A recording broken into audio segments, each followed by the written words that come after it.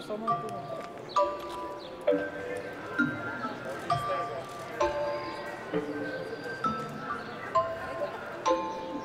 nuk është një seancë e zakonshme parlamentare.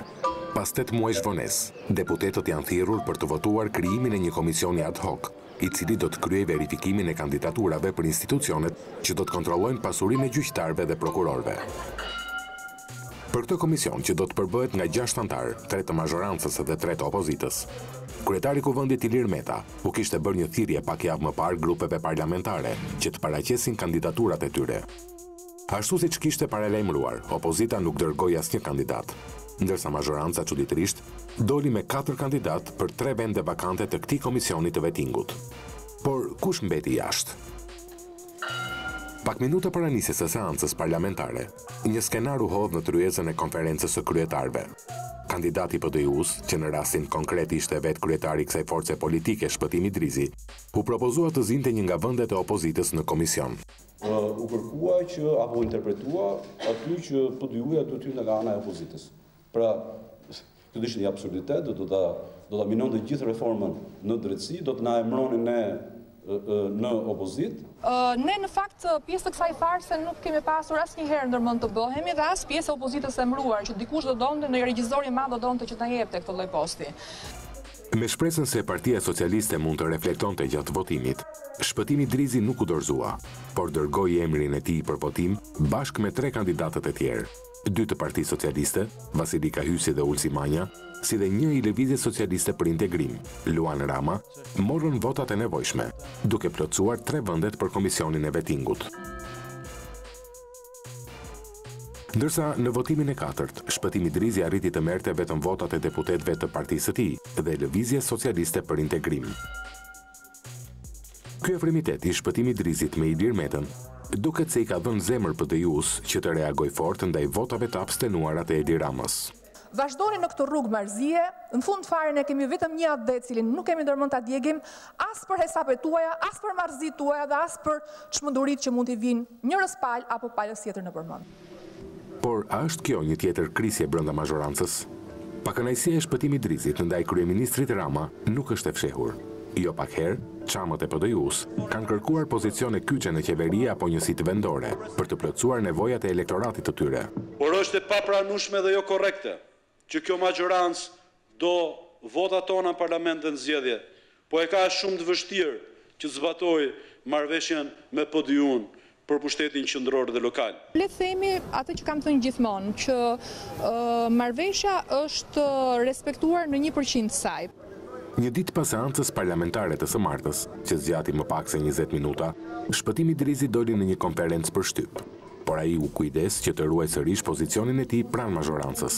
Po padyshim që ne vazhdojmë të jemi në një aleancë, aleanca nuk vendoset nga një votim apo nga një mosmarrëveshje, megjithëse thash arsyetuar, siç thash më parë, ka qenë shumë tepër do thoya një arsyetim i gabuar për të qenë pjesë e opozitës sa rrëzimi i emrit tim. Idrizi shkon edhe më tej. Ai merr rolin e një krye negociatori që do të zgjidhë ngërçin politik mes mazhorancës dhe opozitës. I nderuar zoti president, pak ditë më parë, në cilësinë e kryetarit të PD-s dhe në kryetarit të Kuvendit të Shqipërisë, paraqita propozimin tim për një pakt kombëtar duke ftuar për pranimin e tij gjithë forcat politike në vend. Por me kë do të pozicionohet Shpëtim Idrizi më 18 qershor? Me Edi Ramën, Lulzim Bashën apo Ilir Metën? Dhe sa do të pres për një përgjigje nga mazhoranca për të rikonfirmuar koalicionin? Apo do t'i shkel sërish syrin opozitës, e cila prej 2 muajsh ndodhet në një çadër në bulevard? Ne jemi pjesë e kësaj mazhorance. Sigurisht ka pas një diskutim të munguar prej disa muajsh midis nesh, me kërkesën tonë që të flasin për një marrëveshje të re. Deri më sot nuk është realizuar.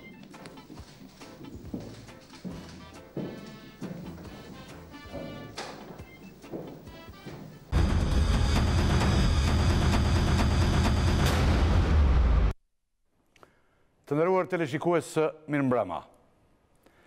Sekuencat që sapo ndoqën janë të lidhura me partinë Drejtësi, Integrim dhe Unitet, PDU, me kryetar Shpëtim Idrizin.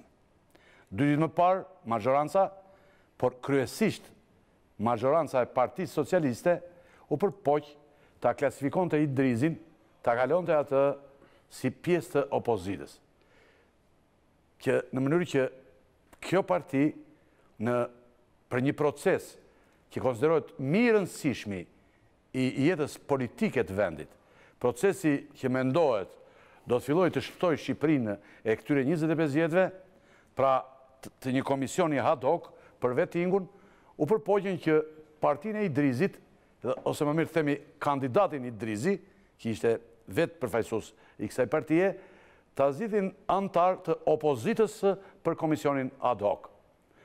Është një formalitet i çuditshëm qesharak që e bën procesin për të cilin e flasim. E bën këtë proces qesharak, e bën jo serios. Në pjesën e parë të emisionit tim për mbrëmjen e sotme, për të diskutuar rreth këtij problemi, por edhe rreth problematikave të kësaj partie dhe krizës politike që ka pushtuar vendin, unë kam ftuar kryetarin e PD-jus, zotin Shpëtim Idrizi. Zoti Idrizi, ju falenderoj që jeni në studion time sot. Jeni për herë të parë dhe unë ju falenderoj që jeni. Faleminderit edhe për mua shkënaqësi. Zoti Idrizi, ju e ndoqët sinkronin, që ne sapo shfaqim, ju jeni vetë personazhi kryesor i atij sinkroni, dhe në fakt ishte një moment gati qesharak, ku ju caktuat detyra të luani të rolin e opozitës. Si e mendoni, si e perceptuat ju këtë? Shko, në fakt ajo që më bën përshtypje nuk ka të bëjë thjesht me mënyrën se si u menaxhua ky moment, po me faktin që për gjëra kaq rëndësishme, kaq themelore, siç është dhe reforma në drejtësi, zgjidhen artificat e momente të tilla që besoj që nuk i bëjnë derë në radhë parë procesit për cilin ne po flasim. Tani, gjithë forca politike një pasi dakordsi shumë të madhe që reforma në drejtësi është ekstremisht e rëndësishme dhe mbi të gjitha është sistemi imunitar i gjithë institucioneve shqiptare. Dhe sigurisht që nuk mund të fillonte edhe zbatimi i sistemit vettingut me një gjë të tillë. Edhe kjo është ajo që më bën politikisht përshtypje. Akoma më shumë që nuk ndaj opinionin që dy partitë e mëdha duhet të kenë majorancën, sigurisht ata kanë përgjegjësinë rreth parë për gjithë këtë sistem drejtësie të cilët ne të gjithë po e anatemojmë sot, dhe në fund fare duhet të harrojmë që është pikërisht produkti i tyre. Në këtë kontekst, ligji kishte parashikuar që tre antarë do të ishin në këtë nga majoranca dhe 3 do të ishin nga opozita. Dhe kryetari i parlamentit i ka drejtuar një letër të gjithë grupeve parlamentare të Parlamentit të Shqipërisë për të paraqitur kandidaturën. Dhe ne paraqitëm kandidaturën tonë, sigurisht që të bindur dhe në arsyetime që ne kishim bërë me konstitucionalistë, që me që majoranca përbëhet nga 3 parti me grupe parlamentare, sigurisht që të 3 do kishim përjetoj një antari që juaj. Mund të kishim një rast tjetër, për shembull që mund të ishin 5 grupe parlamentare të majorancës. Në këtë rast sigurisht që me që ishin 3 vende, duhet i merrin 3 partitë e para. Por gjithmonë kjo do të konsultojë mes partive të majorancës. Padyshim, dhe emri i depozituar nga grupi parlamentar i PD-jus. Pra ju keni shkuar zoti Idrizi për të marrë antarin tuaj. Absolutisht. Unë kam shkuar në mbledhjen e konferencës kryetare. Dhe Befas u gjendet përpara. Në një moment desha të shih se si bëhet votimi dhe kush janë. Dhe aty pastaj u arsyetua nga një zonjë nderuar juriste, bashkë me kishte një libër në dorë, po në fakt u mendova se kishte një libër kështu, po ishte kushtetuta, dhe thoshte që Partia për Drejtësi, Integrim dhe Unitet, me që nuk është e përfaqësuar me ministër dhe në zgjedhjet e kaluara ka qenë pjesë e opozitës, trajtohet si minorancë, sigurisht që nuk mund ta pranonim dot këtë gjë, as si arsyetim juridik, sepse në vitin 2015 Partia për Drejtësi, Integrim dhe Unitet është bërë pjesë e aleancës për Shqipërinë Europiane dhe ne përfaqësohemi në kabinet qeveritar me zëvendësministrat, të cilët marrin edhe pozicionin e ministrit në rastet të mungesës. Gjithsesi, nuk ka rëndësi, edhe herë po e theksoj fakti që e kësaj artifice dhe kësaj loje të vockële, e cila në fund fare besoj që nuk i bën derë seriozitetit me cilën do të vazhdojë reforma në drejtësi. Në këto kushte, pastaj doli ideja që të vazhdohet garoja në pjesën e majorancës, ku ishin depozituar ndërkohë 3 emra. Mëtej garuat për majorancën? Sigurisht për majorancë. Por si ja u shpjeguan faktin që ju shpjegimi ishte shumë i thjeshtë. Ne nuk pranuam dhe për hir të vërtetës ishin dhe disa nga antarët të konferencës që thanë që kjo është absurde, nuk mund të jetë PD-juja të vetëmërohet në opozit, dhe më ngeli që të garoja me zotin Ulusi Manja edhe... Kishte votat e majorancës dhe FDI. Por gjithsesi, nuk patën një justifikim, majoranca nuk patën një justifikim të thoshte ne e bëm për këtë arsye, sepse është një gjë e shëmtuar në fakt. Unë thash dhe herë tjetër, në radhë parë ne gjithë duhet të fillojmë të kuptojmë që reforma në drejtësi, akoma shumë kur bëhet fjalë për drejtësinë, është një proces shumë serioz. Dhe besoj që ajo çka mund të ndodhë, apo dhe gjithë kjo që ndodhi, në fund fare prek seriozitetin e kësaj reforme. Okej. Deputetja juaj Mesila Doda deklaroi se... Por më duhet bëj edhe një serim tjetër. Nuk jam dakord, sepse thash unë nis për që nga minoranca, pastaj kur ne nuk e pranuam, u futëm garë nga majoranca, dhe me thënë drejtën nuk e pranoj dot logjikën që dikush që ka më shumë mandate se sa dhe një parti tjetër ka më pak mandate, sepse nëse do ishte kështu, le ti merrte e gjithë majoranca, gjitha vendet, edhe ti merrte edhe opozita, dhe në fund fare ne do dinim që do kishim një produkt të cilën ne kemi sot. Ne kemi sot këtë produkt. Ka ekzistuar frika që ne nuk e dim, jenë në fragjile koalicionet, dhe nuk e dim ende se si ku ju mund të jeni nesër, ose Ilir Meta ku mund të jetë nesër, kështu që majoranca e sotme mbetej e dobët në komision. Nuk mbetej me 3 anëtarët e vetë. Ndoshta këtë llogari kanë për socialistët, po ne ta lëm këtë. Ata janë drejt bëjnë llogaritë e tyre, por praktikisht ligji sot obligon në një proces shumë të rëndësishëm që të gjithë partitë, grupet parlamentare të ishin të përfaqësuar, dhe unë jam i bindur që sa më shumë anëtarë të kishte ky sistem. Me thënë drejtën, në fakt vërtet unë e vura emrin, po besoj që nuk kemi bërë në gjë të mirë nëse Shpëtimi Drizi apo ca politikanë tjerë do të bëjnë vettingun dhe do zgjedhin gjyqtarët. Okej. Zoti Drizi, ty jemi një pikë të nxehtë në bisedë në gjendjen që kemi ne sot.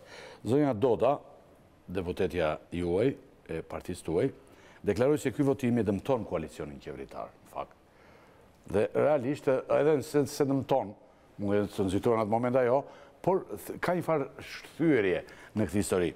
I qëndroni dhe ju këtij mendimi që, domethënë, është një veprim i tinzar.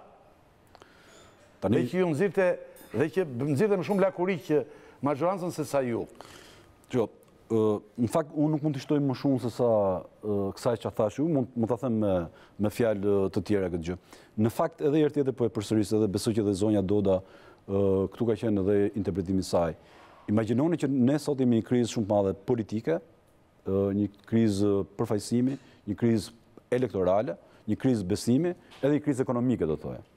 Dhe kjo vjen për shkak të mungesës dhe besimit të palëve. Dhe ndërkohë, kësaj krize ishte edhe një krizë tjetër, për sa i përket edhe reformës në drejtësi, e cila në fund fare duhet bëhet në një tavolinë ku palët të kenë besim që do kontribuojnë për pas një sistem drejtësie, jo si ky që kemi sot, i cili është rrjedhoi pikërisht këtyre dy partive të mëdha, se këta kanë pas edhe deri më sot sistemin e drejtësisë. Sigurisht për sa i përket marrëdhënieve brenda koalicionit, nuk është një gjë që të lënë një përshtypje të mirë. Fakti thoni që ne na shoqërojnë disa kriza, kjo është shumë e vërtetë, dhe titulli i emisionin tonë për mbrëmjen e sotme për 2 pjesët është të gjithë në krizë. Ne jemi dhe gati të gjithë, politika, gjithkush. Tani mos shtonin dhe i krizë tjetër midis aleat, dhe kjo ka qenë Zoti Drizi, partia juaj ka zgjedhjet që shkuan, mori vota të konsiderueshme, për të qenë realistë. Nuk e di që janë një parti e katër. Pritshmëritë tuaja për zgjedhjet që po afrojnë, por mori vota të konsiderueshme, e megjithatë unë duhet të jem shumë i hapur me ju dhe t'ju bëj një pyetje shumë të drejtë për drejtë. Shpesh Edi Rama ju përdor ju, përpiqet, më mirë themi, ju përdor ju për të trembur Ilir Metën. Por dhe Ilir Meta nuk mungon t'ju përdor ju për të trembur Edi Ramën. Kjo është e dukshme, vjetre. Ç'mendoni? Ajo që mendoj janë dy gjëra. E para herë është që Partia për Drejtësi, Integrim dhe Unitet është një parti e cila ka peshën e vet në skenën politike shqiptare. Pra, fakti që gjithë bëjnë llogari me PDU-n, dhe unë po të garantoj që edhe në zgjedhjet që pritet ne minimalisht do të dyfishojmë mandatet tona, nuk po e shtoj kështu. Pritshmëria juaj. Jemi në studio televizive që... Me lejoni që unë të besoj sepse jeni në prag fushate dhe jam detyruar t'ju respektoj në këtë pikë. Jo, unë... Por duket është e dukshme kjo që pyetje që po ju bëj unë. Të lutem, që ta vazhdoj po të them këtë gjë, që për shkak të peshës specifike që ka partia për drejtësi, integrim dhe unitet, po dhe roli që po tenton të luajë për të kategorizuar gjithë palët që të ulen dhe të arsuetojmë, sepse kjo që po bëjmë ne sot është një çudi shumë e madhe.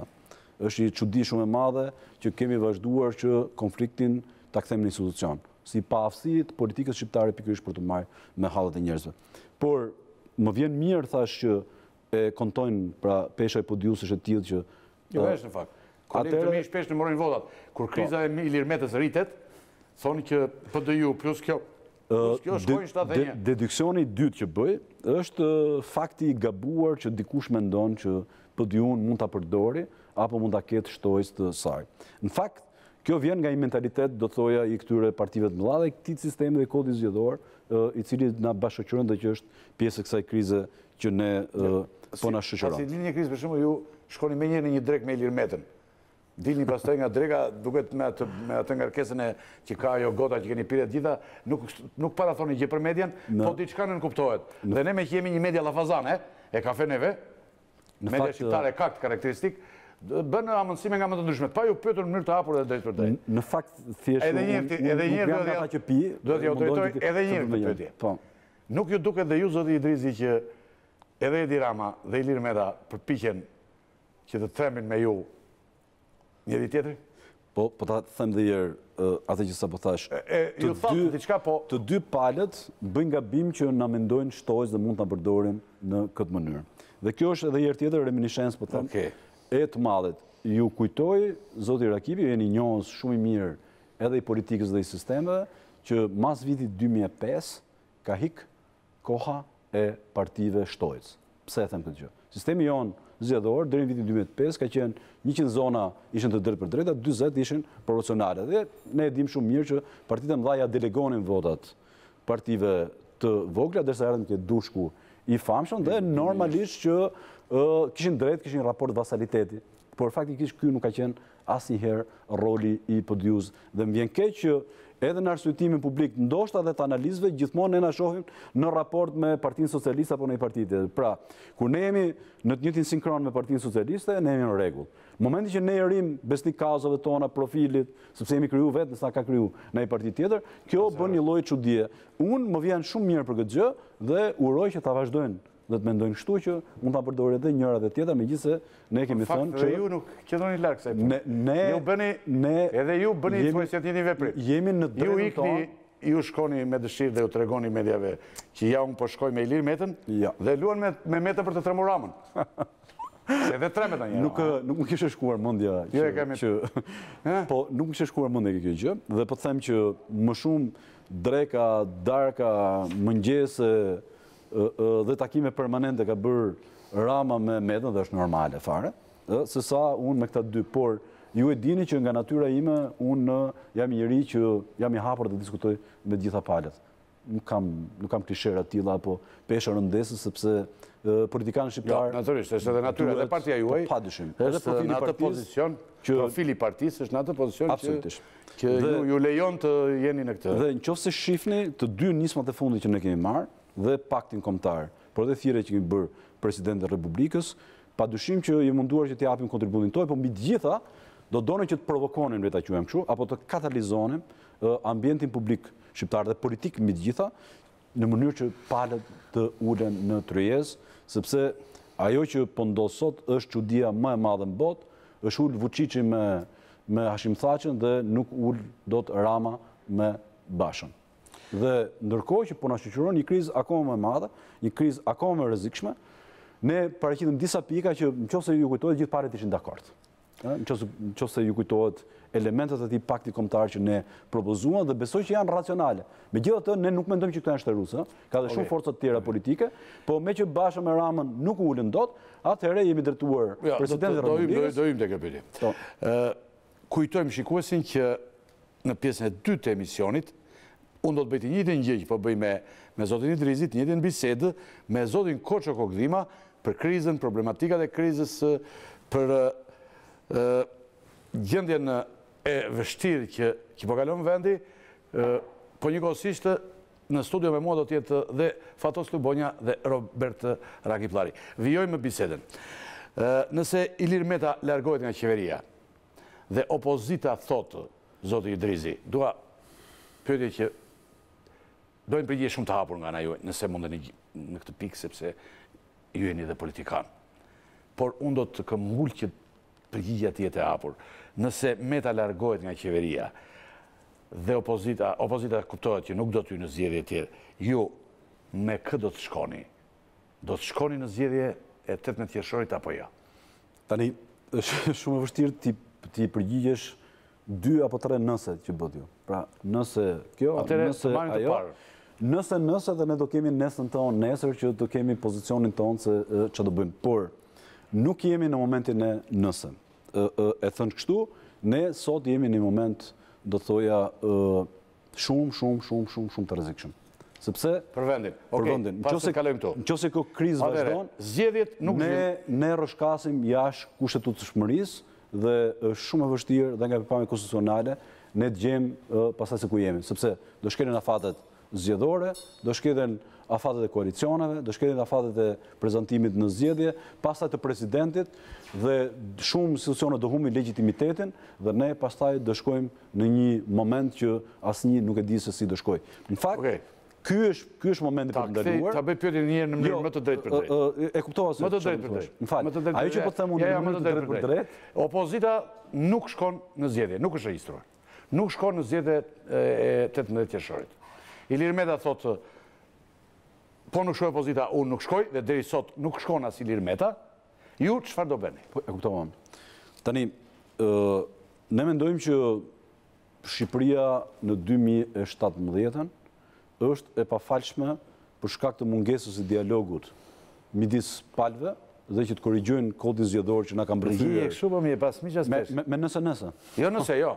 Jemi të qartë. Partia Demokratike nuk shkon në zgjedhje, opozita. Ma se kush e di rrugës ta shteroj sigurisht që nuk mund të jetë një po një jo, sepse është një arsyetim mes. Dhe besoj që në politik na lejohet që të bëjmë një arsyetim. Arsyetimin e bere? Jo, s'e kam mbaruar akoma. Po. Ajo që po thuaj është kjo. Unë nuk e imagjinoj dot, sot, edhe me praninë time në politikë, po besoj dhe ju, se si palët në 2017 një vend kandidat për Bashkimin Evropian nuk arrin dot që të bëj zgjedhje të drejta, transparente. Unë jam me ju këtu. Dhe pa qenë të gjithë palët në zgjedhje. Jam me ju, po nuk është pyetja kjo. Në fakt, ta mbaroj. Ne do bëjmë gjithçka, dhe për këtë kemi bërë hapa konkrete, propozime konkrete, se si palët të shkojnë gjithë në zgjedhje. Mjafton t'ju them vetëm një element. Kur thash që 2 partitë e mëdha jemi ngërsh pjellë e këtij kodi zgjedhor, ta japun një zgjidhje se besoj më e rëndësishme është që të shkojnë gjithë palët në zgjedhje se sa ç'a do bëj. Lul Basha nuk dëgjon më. Do dëgjojnë. Është marr vendimi, qartë. Nuk dëgjon as perëndimin as zgjedhje, edhe perëndimi sot dolën njerëz më të rëndësishëm të Bashkimit Evropian, Komisioneri Han dhe Mogherini. Dhe deklaruan që opozita duhet të shkojë patjetër në zgjedhje. Stop bojkotit. Tani, dhe thanë dhe i fjali tjetër që po ta plotësoj unë, që zgjedhjet vetëm në janshme do ishin zgjedhjet më të këqija që mund të bëhen. Që do thotë që edhe mund bëhen. Atëherë ju do ta merrni këtë risk të shkoni në këto zgjedhje? Ne edhe një herë tjetër, jo se po t'i shmangem pyetjes tuaj, por nuk dua ta besoj, ndërkohë që nuk do gjen të gjithë modalitetet që ne të shkojmë zgjedhje. Dhe ta japun një vetëm, no? Tani, nëse dikush ka vendos që tiki të hudhet njëri nga janë nga umnera tjetëri nga ana tjetër, tash nuk është pyetje përgjigje mund ta japë. Nuk do hidheni dhe ju. Në fakt, absolutisht. Po ndërkohë Ilir Meta do hidhet me këtë anë. Ilir Meta mund të hidhet, Rama mund të hidhet, Basha mund të hidhet, mund të kërcej, e gjitha është histori dhe përgjegjësi e tyre, madje kanë përgjegjësi më të madhe se sa po diuja. Tani po ju jap unë vetëm një element. Ne kemi propozuar në këtë paktin kombëtar opozita të kthehet në parlament, të votojë vetingun. E dyta, ne kemi propozuar ndryshimin e kodit zgjedhor, këtij sistemi që kemi. Ne sot kemi një sistem ku vota e shqiptarëve nuk është e barabartë, nuk është e lirë dhe nuk ka të njëjtën peshë. Ne sot kemi një sistem që jemi detyruar që të futem nëpër koalicione. Në 2 koalicione të mëdha, madje 500.000 vota shqiptarësh, sot që po flasin, janë 7 mandate nga opozita dhe 9 mandate nga majoranca të ashtu quajturve të partive të mëdha, që na detyrojnë me që të hyjmë në një koalicion. Atëherë, ne kemi bërë zgjidhje, madje jo vetëm kaq, Po të dy partitë e mëdha, me parimin stalinist populli voto dhe dy partitë e mëdha numërojnë, sot ne kemi legalisht vjedhjen e votave nga dy partitë e mëdha të gjithë partive tjera. Atëherë ne kemi propozim shumë thjesht dhe racional. Ta kthejmë Shqipërinë në një zonë zgjedhore, gjithë partitë parlamentare të kenë numërues, pra mundësisht të jenë njerëz jo politika, me gjithë piramidën. Po nëse nuk bëhet, ose numërimi elektronik të paktën, atëherë minimalisht gjithë partitë parlamentare të kenë numëruesit e tyre, ta bëjmë Shqipërinë një zonë zgjedhore, sepse për shembull më vjen pyetje gjithmonë natyrshëm. Mirë na dam padrejtësitë historike në 5 shtete. Po a di sot njëri të më thotë pse 12 qarqe dhe jo 5 apo 9 apo 23? Diskutimi gjerë. Ju keni drejt këtu. Kam edhe pak. Keni drejt, po. Dhe po e mbaroj sepse ky është thelbi. Atëherë ne theme, të gjithë partitë të garojnë të vetme në këto zgjedhje dhe kriza zgjidhet në sekond. Pse? Që nga ky moment dhe Partia Demokratike, dhe Partia Socialiste, dhe PDU dhe gjithë partitë e tjera garojnë për të marrë votat e tyre, nuk ka më nocion opozite. Po ta ndryshojmë për këtë? Me ndryshim e ligjit, dakord. Jam dakord. Po t'japi zgjidhje. Jam dakord. Kjo është më pluraliste e gjithë. Është një zgjidhje shumë e mirë. Dhe mas kësaj, zoti Idrizi, kjo është një zgjidhje shumë e mirë. Po të hapet të flasim për zgjidhjet mira dhe unë them që se sa të thosh nëse për shpëtim Idrizit, kur të vi prapë Rama dhe Basha, thuaj që ore zotëri, ka një rrugë tjetër për ta nxjerrë këtë vend nga kriza. Gjithë partitë të garojnë të vetme, të marrin votat e tyre. Zgjidhja juaj presidentit i japi partisë parë dhe na heqin nga kjo histori pastaj. Duket shumë e drejtë, është propozimi të vegjëlve që zakonisht sakrifikojnë shumë nga vetja. Tani jemi detyruar. Janë më të ndershëm dhe më të drejtë. Por ju nuk ju pyet njeri në këtë pikë. Gjërat kanë shkuar në atë pikë sa Partia Demokratike bashkë me opozitën që e ndjek pas ka vendosur një veto shumë të ashpër. Ajo nuk shkon në zgjedhje. Ju nuk keni një përgjigje.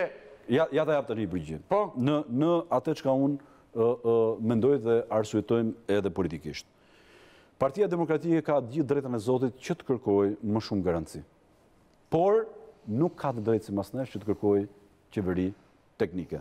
Sepse zgjedhjet ja ku janë. Të kërkojë garanci për ty në zgjedhje dhe ne kemi dhënë. Për shembull, të marr një arsye. Zoti Idrizi, opozita po thotë që ju jeni dakord që kanabisi ka mbuluar gjithë sipërfaqen e vendit? Po them që ka të drejtë. Jeni dakord? Po them që ka të drejtë të kërkojë, të kërkojë garanci, qoftë edhe për këtë që thatë ju që s'do përdoren. Po si do vi kjo në si vjen? Ka shumë mënyra. Çfarë për ta bërë. Po jam thuaj, çfarë mjete ka? Po një po ta jap unë. Më thuaj. Ka ca vende në botë, edhe këtu rreth e qark nesh, të cilët se ne jemi demokraci 25 vjeçare, tjerët e kanë zgjedhur. Për shembull, ka vende, më kujtohet vetëm një tani, në cilin ministri i Brendshëm, ministri i Drejtësisë, ministri i Transportit në 3 muajat paraelektorale japin dorëheqjen dhe i drejtojnë teknikët. Po se kemi këtë kohë? Fal. Po e kemi më gjithë, po duam është çështje vullneti, më kupton? Është çështje vullneti për ta bërë. Më fal. Ne kemi propozuar që Doktori përgjithshëm i policisë. Ka mbjellë as shefat e policisë as Tajiri. Nuk më fut dot këtu. Ai është veprim kriminal. E ka mbjellë tjetër kush. Edhe ata që e kanë mbjellë shteti është lejë politike. Është lejë politike. Shiko të mos zgjallem. Ne na duhet, shiko. Tani nëse ju nuk keni një përgjigje.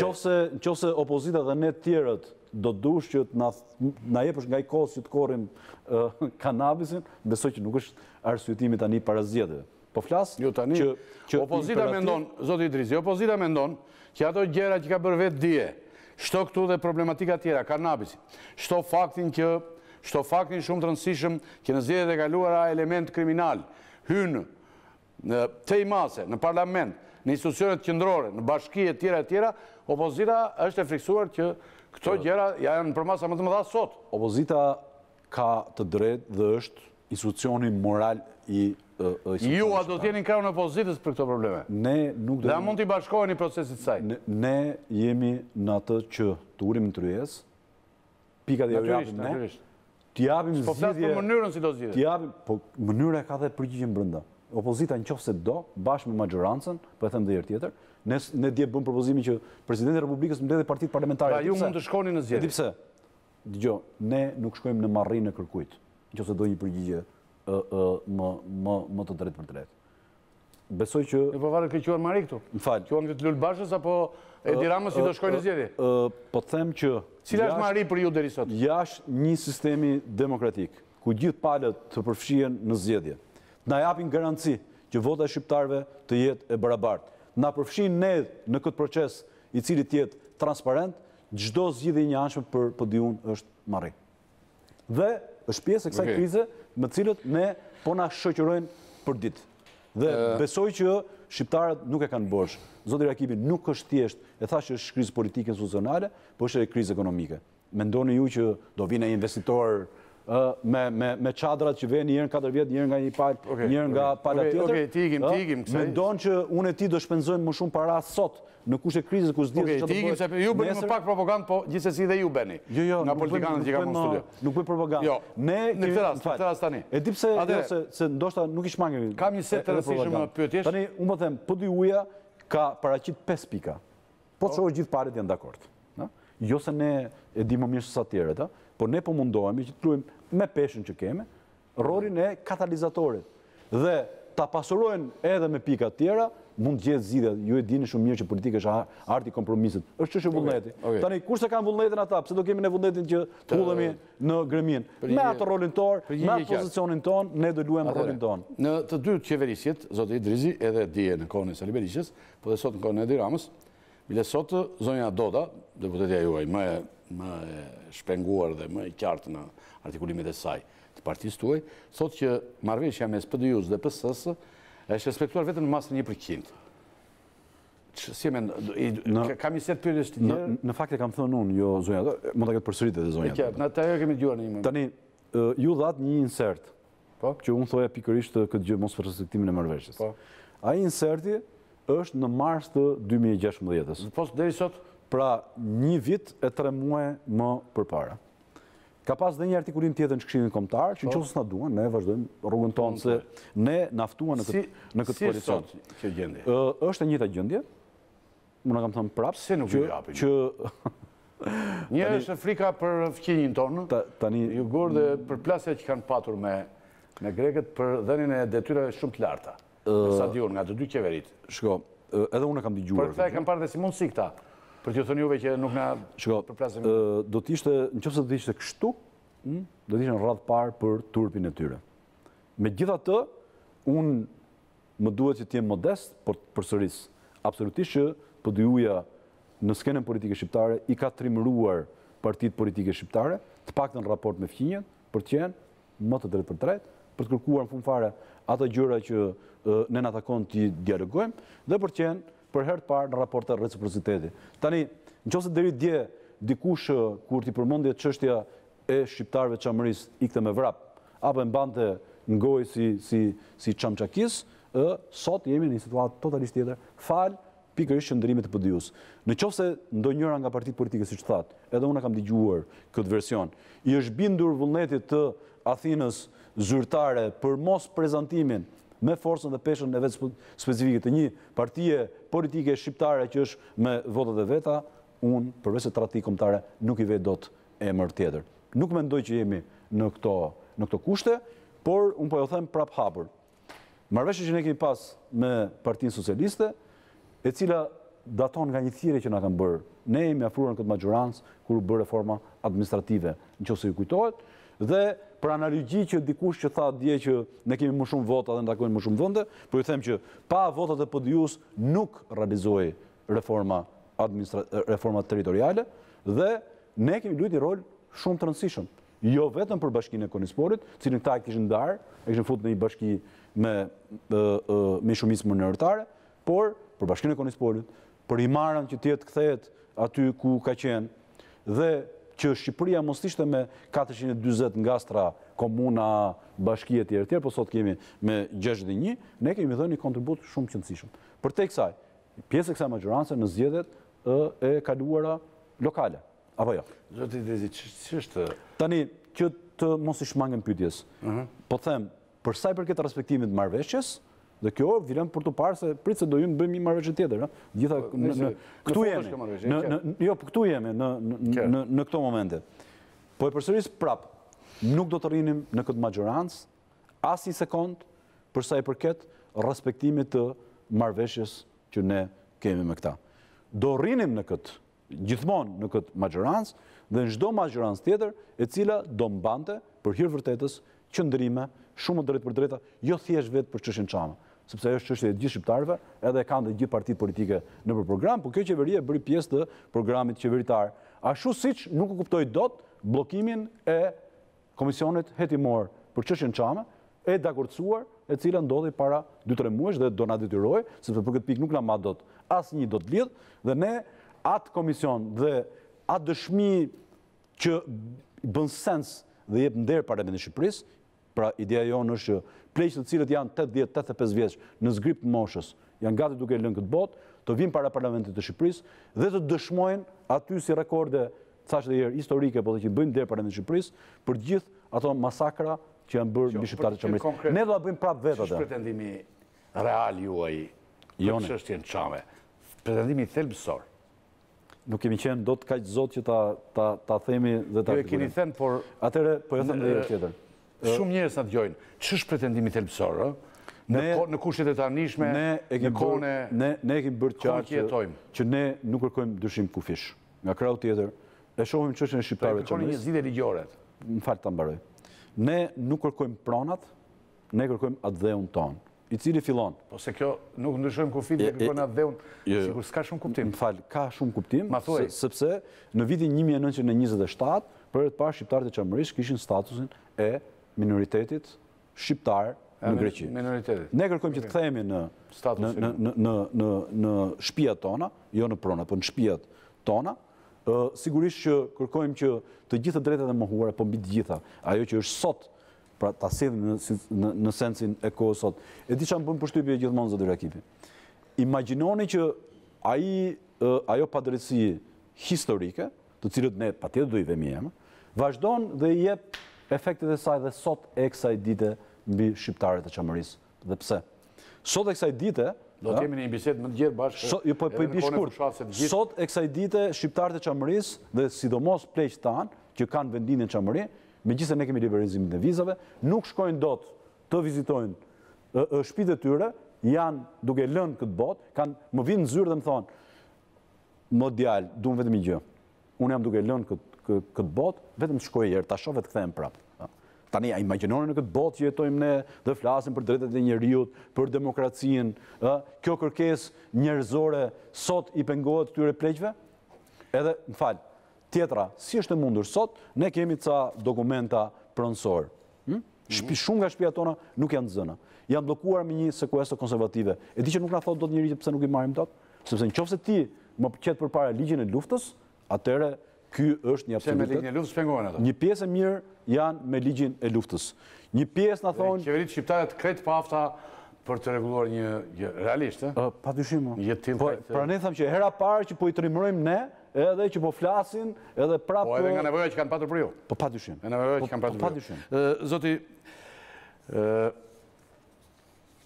Idrizi, partia juaj, edhe pse është një parti që duhet të mbajë dhe të qëndronte fort brenda pa këto karakteristikat e partive shqiptare që një parti shpërthen në 10 parti biza, ka patur ndarjet e veta. Kam patur në këtu në studio dhe unë jam detyruar t'ju pyes thjesht për faktin që kam patur para pak kohësh, Dashamir Tahirin që tani është pjesa Çame, por me demokratët. Siç ndodh rëndom, është... S'ta ka thonë tamam, se s'po e thuti tamam. Jo, ai më tha mua që... është me republikanët. Me republikanët ka kaluar, po. Nuk ka rëndësi te partia djathtë. Por ai u tha që më tha mua këtu që ai ju afroi ju në PDU dhe ju e përzut nga PDU-ja. A keni, nëse keni një përgjigje? Të fundit njëri që unë do të jepja përgjigje, publike kam fjalën, do të ishte që të jepja përgjigje një Çame, i cili gjithsesi mbetet brenda familjes time gjërë. Po i përgjigje ai përderisa tha një gjë ti duhet t'i japësh. Një pra, e kam të vështirë t'i jap, them njërit me cilët kam bërë dhe një rrugtim. Tani, unë jam bërë për herë të parë deputet në vitin 2005, zoti Rakipi, në Tiranë, në një zonë të drejt për drejt. Dhe në... I një figurë e rëndësishme e majtë, po, në përvjetorin e parë, 27 qershorin e parë të vitit 2006, unë jam ngretë në Parlamentin e Shqipërisë dhe kam bërë rregullisht, jo vetëm një fjalim dhe kërkimin e 1 minutë heshtje, por që nga atë moment jam marrë vazhdimisht në përkraje të shoqatës Çamëria dhe të PD-is, ka qenë një parti PDI, sot jemi bashkuar në që jemi PD. Dhe padyshim që kam bashkëlltuar në gjitha thirrjet që më ka bërë Tahir Muedini, kryetari i PD-s.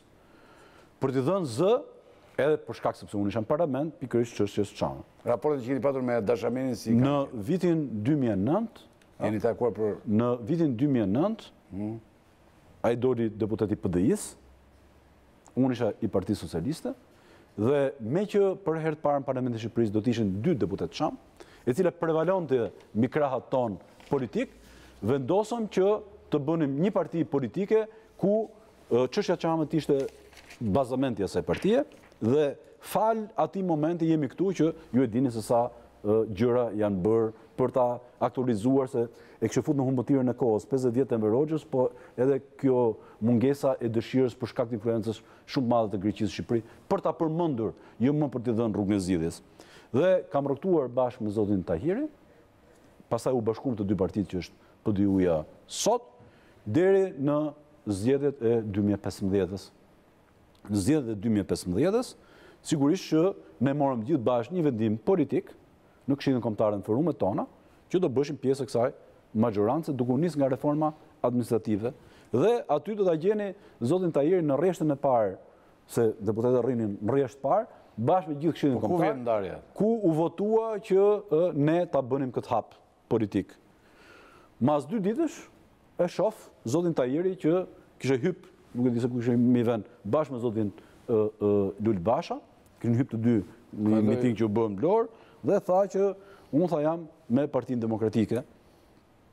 Pra një vendim politik që ai kishte rënë dakord vetë, ja u sjellë sinkronin po doni, që ishte dakord ta bënim këtë kalim, sepse vendimi nuk mund të ishte imi, ishte edhe i grupit parlamentar, edhe i Këshillit Kombëtar.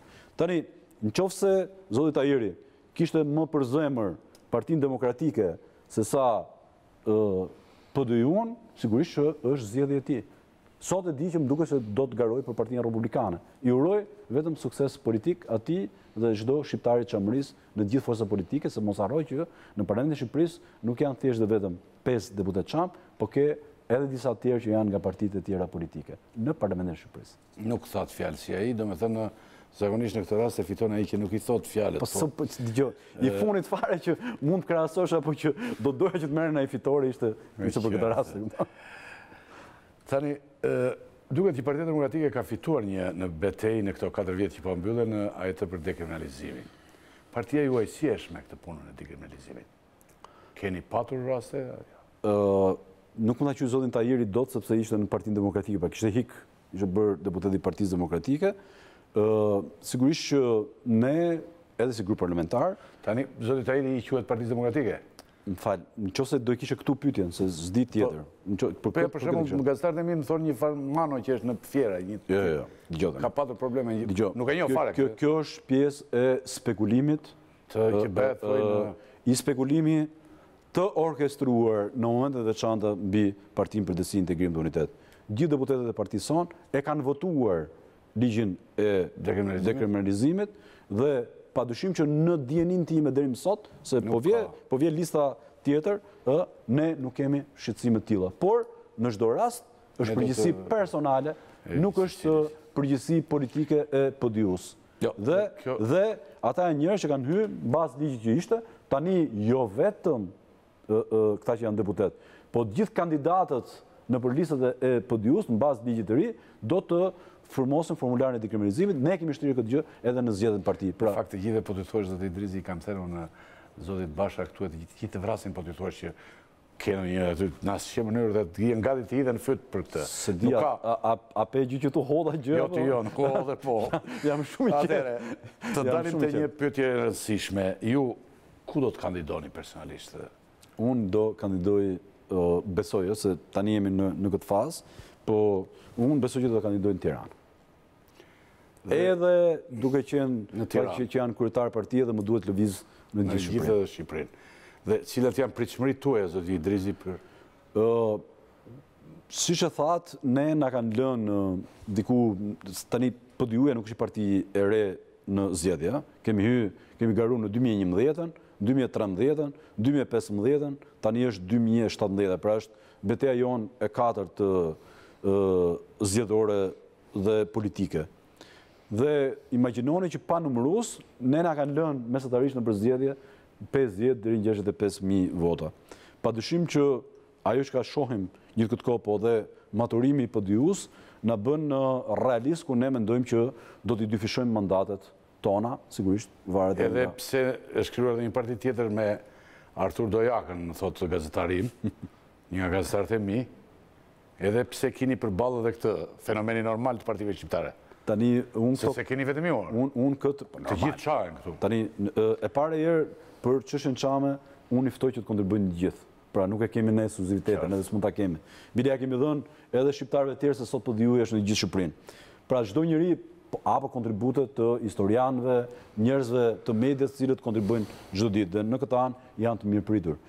Me sa di unë, kjo partia që po e risjell sot ka një 4 vjet që nuk e kam parë që të ketë aktivitet politik në gjithë këto vite.